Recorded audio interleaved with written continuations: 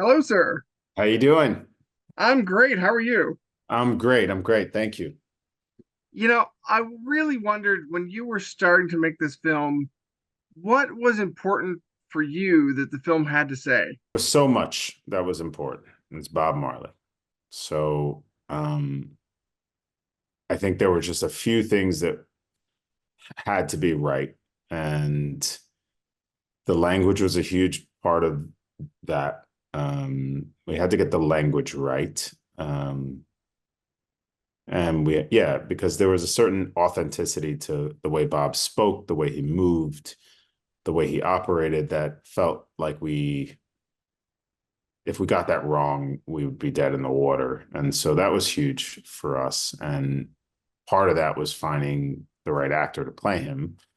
I mean, play Bob, but to depict him, and that was a significant moment for us. And then, as a co-writer on the film, was trying to find the the essence of the story, what part of Bob's life we were gonna tell, because I was never interested in doing a soup to nuts story, cradle to grave. It's just too much life.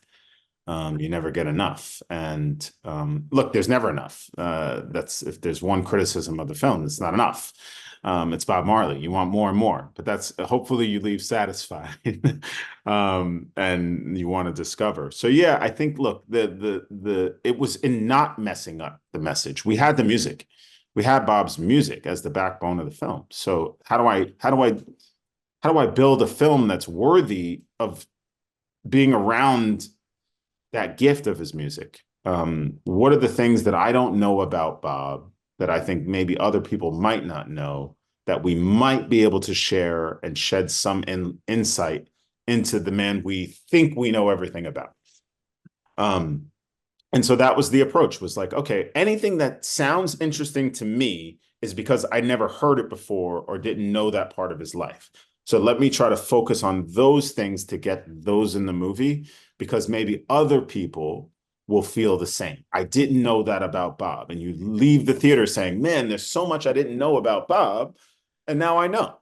Now there's still so much more I don't know that isn't in the movie that's still discovery, but at least there's like certain things that I was hopefully that we were able to bring to the forefront and shed some light on Bob's life journey, legacy, and so on.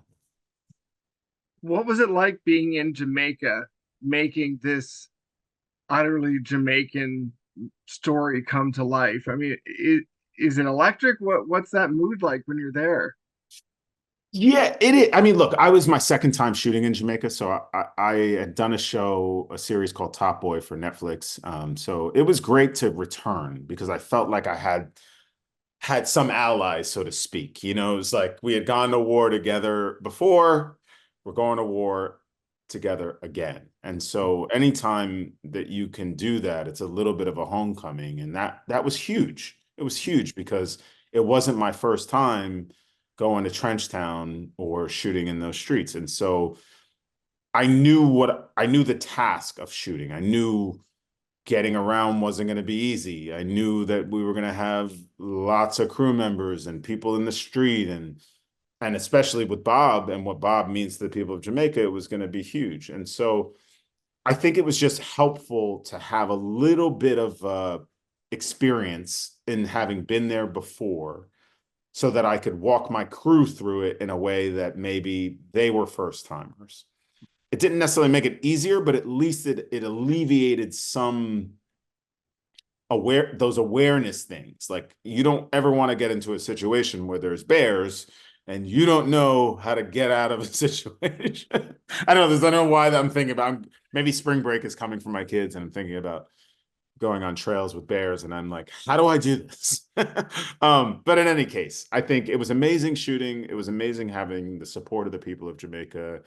I felt like they were there to help us not fail.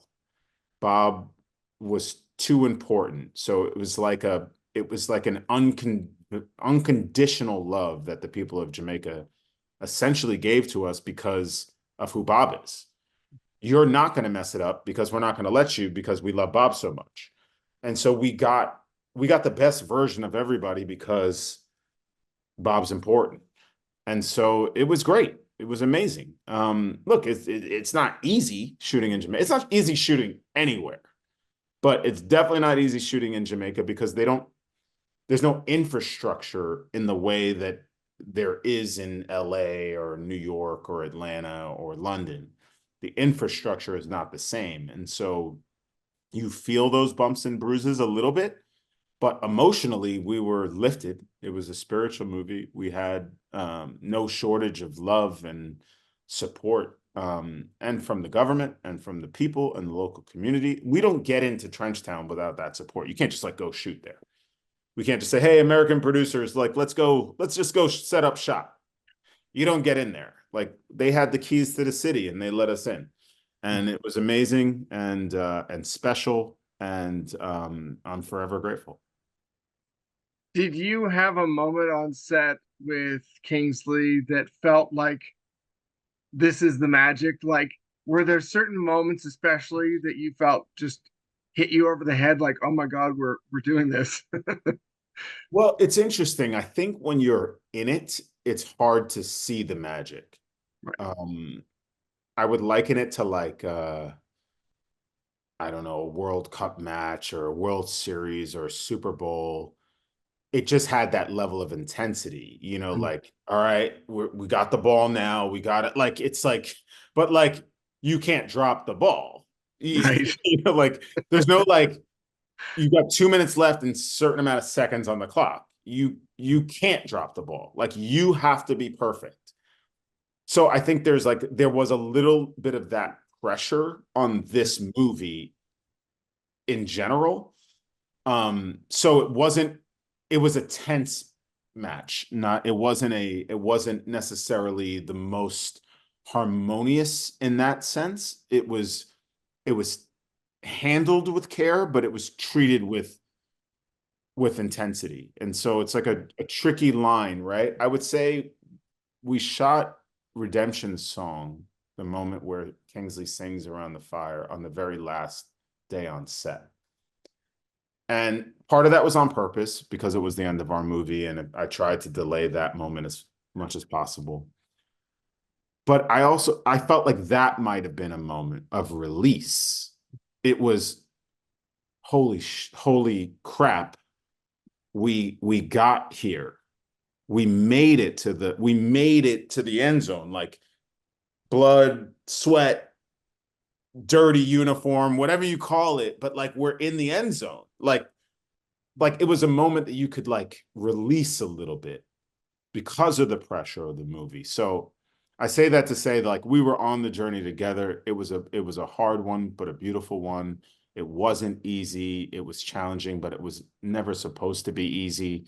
I think there's an assumption a little bit when you're making sort of musical films that it's fun, and it's like, yeah, there were moments, but it's like really hard. Like, it's hard to capture those things, and it's hard to capture fun. Right. If fun is your approach, it comes off hokey.